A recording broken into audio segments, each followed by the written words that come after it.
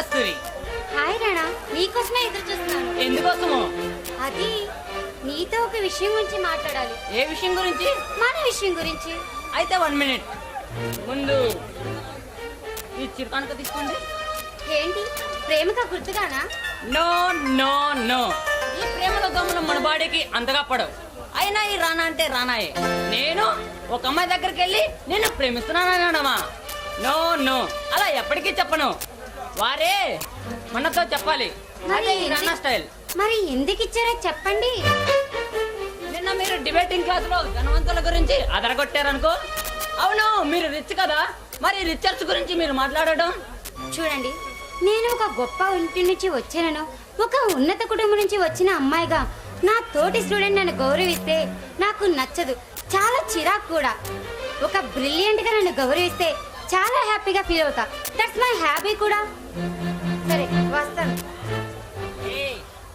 ఏంటి మరి ఓవర్ అయిపోతున్నా?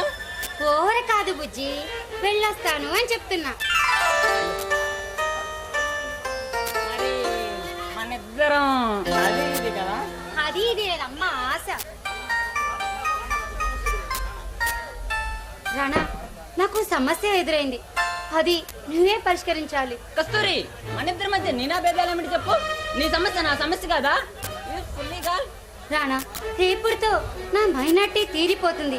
ఈ ఏవదాస్తికి మొత్తం నేనే వారసురాలి. కానీ మా మామయ్య తన హస్తగతం చేసుకోవాలని నన్ను నాళ్ళు పెంచి పెద్ద చేశాడు.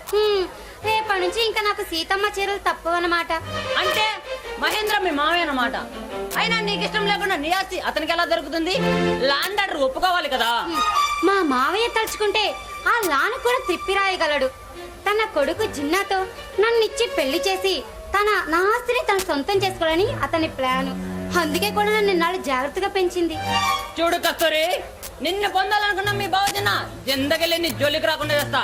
ఈ రణమయ జలంతో విషయాన్ని ఎలా తిప్పుతాడో చూడు. ఏమో రానా, నాకెందుకో చాలా భయంగా ఉంది. కస్తూరి, ఇక నుండి నువ్వు నిశ్చంతగా ఉండు. ఎన్నాళ్ళు అమ్మాయి కొంగుండే రణాలు అగ్నిని చూస్తావు. నాలో రకాల పడవాగ్ని ఆ మహేంద్ర గాడే కాదు, వాడి బాబాయిన మాడి మసైపోవాలి. నాలో చిన్ననాటి నుండి గరుడు గట్టిన కక్ష శుక్లపక్ష చెందిన వల్ల దినదినాభివృద్ధి పెంచుకుంది. ఇలాంటి వారి కోసమే గలమెప్పిన సమరశంఖంలా, గతి తప్పిన సముద్రకేటంలా, గర్జించిన సింహంలా బతుకుతున్నాను. నాకు ఏమీ అర్థం కావట్లా. అయినా ఈ పగకి కారణం ఏంటి?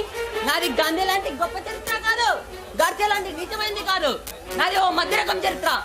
తల్లి బజారుది, తండ్రి దోపిడీ దొంగ. నువ్వు చెప్పేది? Dustbin fellow.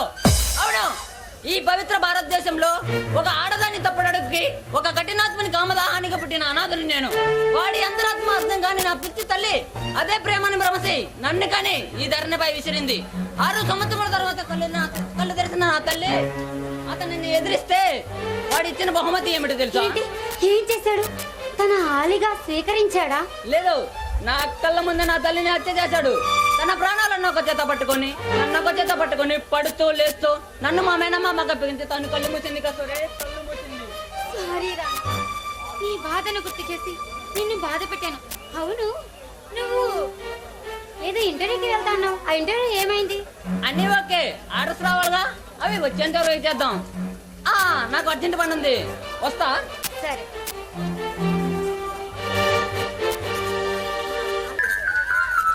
ఏంటో అర్జెంట్ పని ఉందంటే ఇప్పుడే కదా వెళ్ళింది, అప్పుడే వచ్చారేంటి? అదే నోయ్. అదే అంటే ఏంటి? అదే. అబ్బా, అదేంటేంటి? అదే నోయ్.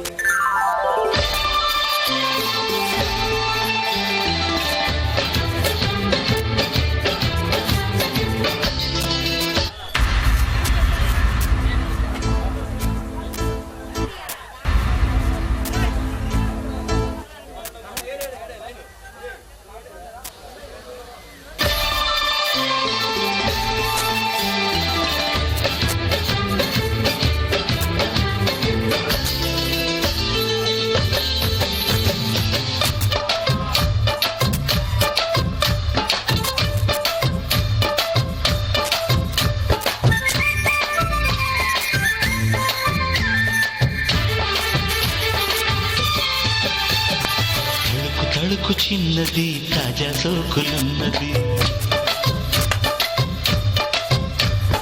చురుకు చురుకు చిన్నడు చుట్టేదాకా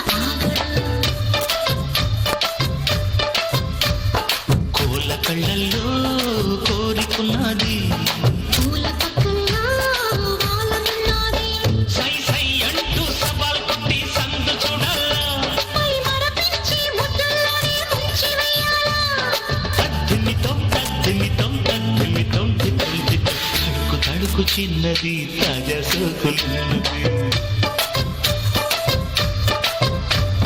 చురుకు చురుకు చిన్నడు చుట్టేదాకా ఆగడు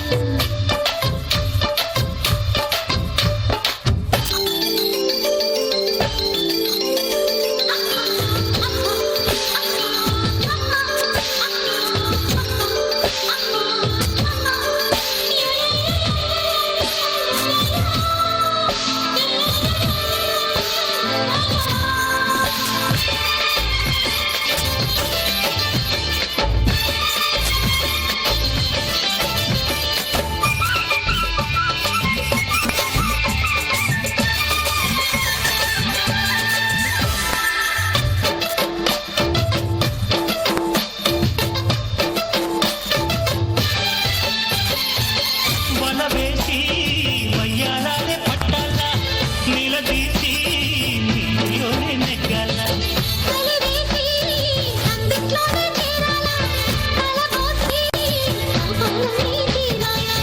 ఒకటై ఎదా ఎదా ముడివేశ కలిసి పదే పదే వెనవేశ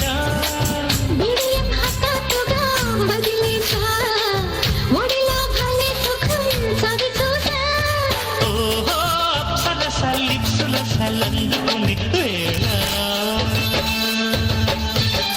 తడుకు తడుకు చిన్నది తాజా సోకులున్నది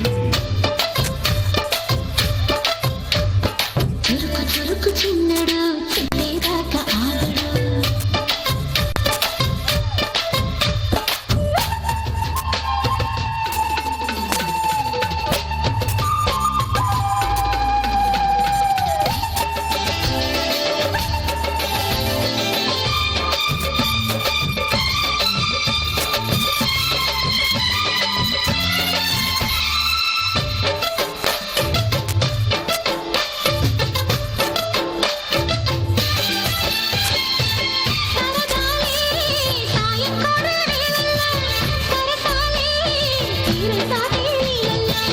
కరగాలే వాడి వేడి తాకిట్లో కరగాలే సిగ్గు వెన్నగిట్లో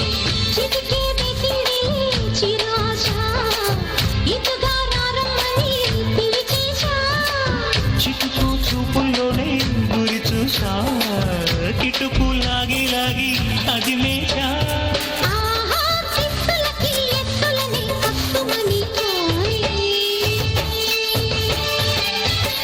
తడుకు చిన్నది తాజా సోకులున్నది